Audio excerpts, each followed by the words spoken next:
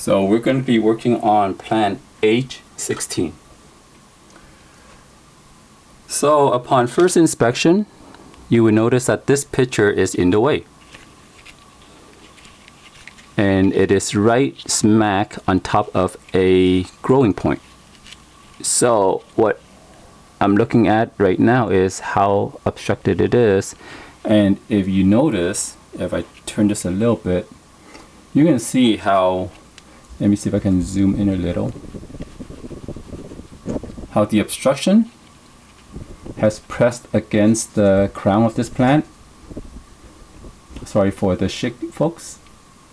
And it has slightly moved to grow to the left, to the right.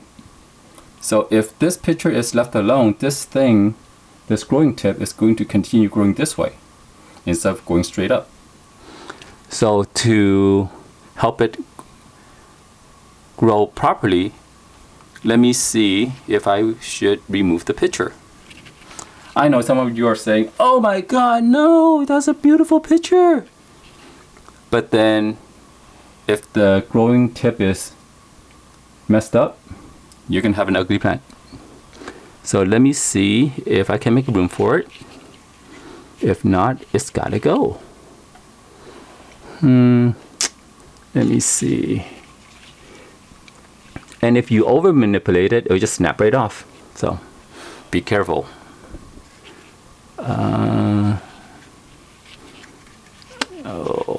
Let me see here. Let me see. Decisions.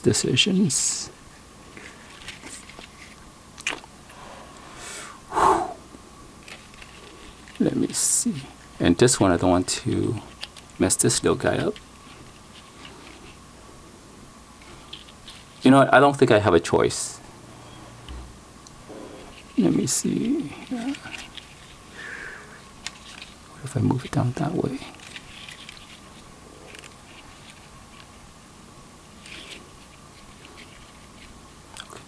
Well, okay, I think I found a sacrificial lamb. This one. So let's see if I remove that, if I can move him down there, it won't obstruct. Okay. And I can clearly see where this one is connected, which is connected right here. This thing. So with this little thing, I'm going to press on it and remove it.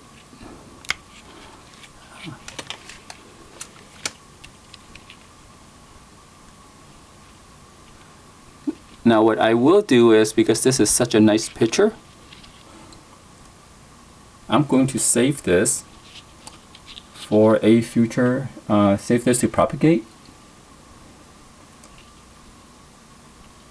for future projects. There you go. And to preserve it, what I would do is I'll just put it into a plastic bag and mix it with a little bit of water to keep it hydrated.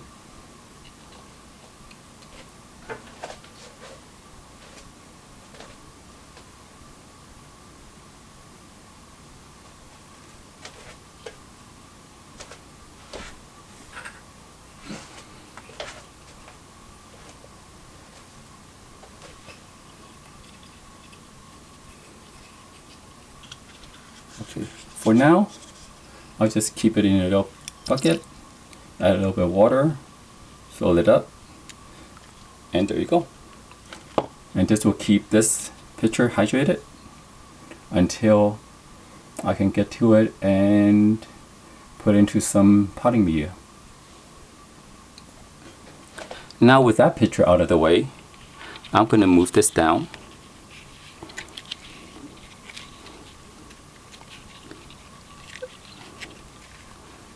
So this tip is no longer obstructed. There you go.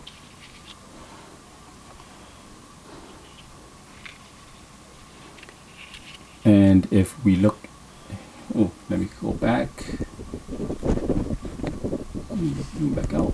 All right.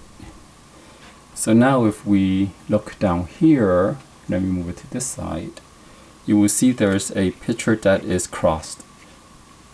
So I will move this picture back and make sure it grows in the right way.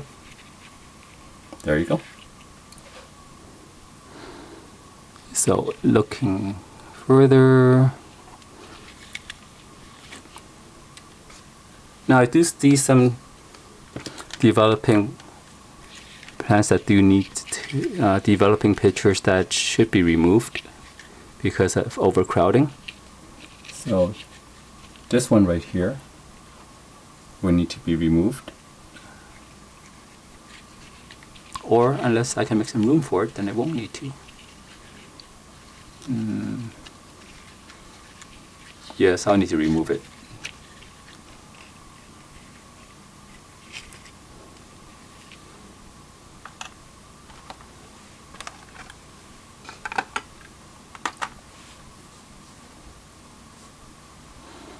And then if I do further inspection, this one looks good, that one is good.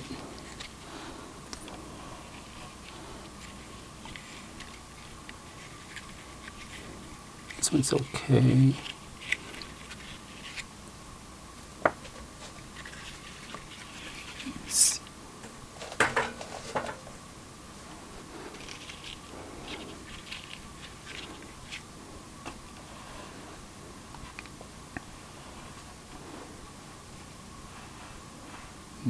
I see a lot of developing pictures in here that I'll probably remove. This one. This one.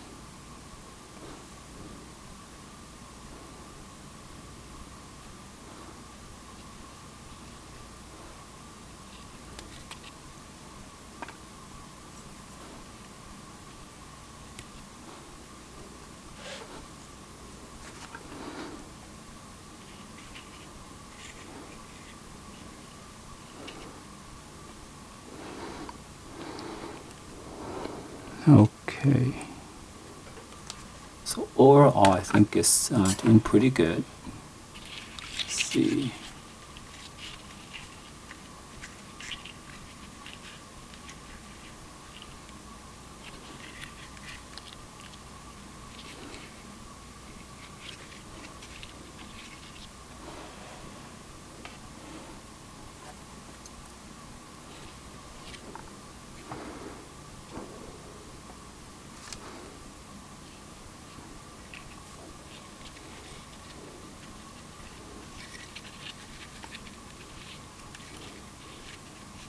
Okay, there's this one picture down here that seems to be all snuggled in but not doing much. Let me see if I can move this down and give it a little bit more room. Let me see here. And then while I'm there, I'll go ahead and remove this. It's going to be in the way.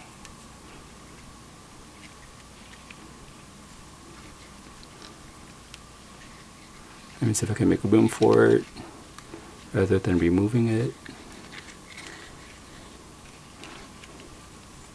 Okay, I think that worked.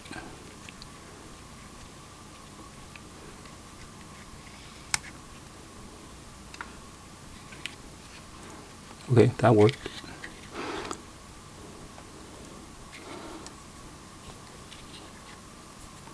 And there's a little developing picture here that I will remove.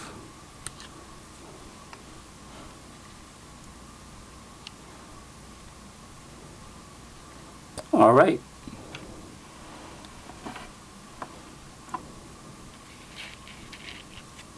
So the most important thing today with this plant is adjusting this picture so that the crown can now rewrite itself instead of growing out towards the side.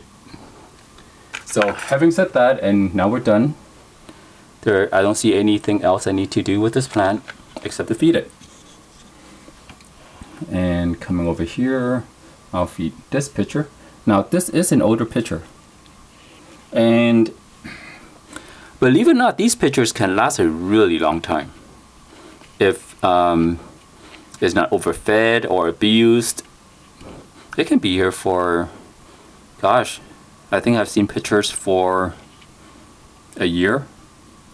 And that's one of the things to keep in mind is if you keep older pitchers because they're so pretty, and they are not willing to die and fall off, you do have to make a difficult choice to remove older pitchers to make room for newer pitchers. And for me, I found that the best way to do it is to deliberately overfeed it. My feeding, my gluttony of choice is cockroach.